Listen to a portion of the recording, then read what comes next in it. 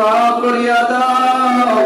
আয় আল্লাহ জীবনে জানা অজানা ইচ্ছা অনিচ্ছা দেখিয়া না দেখিয়া বুঝিয়া না বুঝিয়া যত গুনাহ করেছি আল্লাহ সমস্ত গুনাহ তুমি মাফ করিয়া দাও।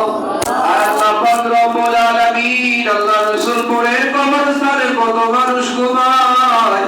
আয় আল্লাহ ওই কবরস্থান সম্পদে মহাপতি সবাইরে তুমি মাফ করিয়া দাও। আয় আল্লাহ বিশেষ করে আমার ফিলিস্তিন মুসলমান ভাই বোনদেরকে তুমি হেফাজত করিয়া দাও। আয় আল্লাহ যেভাবে তুমি তোমার কাবাকে বাইতুল মুকাররম আল্লাহ তুমি তোমার কাবাকে আল্লাহ বাবিল পাখি দ্বারা হেফাজত করেছিলে। আয় আল্লাহ যে বাবিল দ্বারা ফিলিস্তিনের মুসলমান ভাইদেরকে তুমি হেফাজত করিয়া দাও।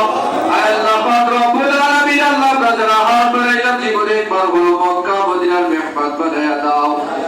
দিদারের সময় তোমার কাপলি বলা নবীর দিদার দেখায়া দেখায়া জবাব দারাদারি করাই দিও যা ইলাহা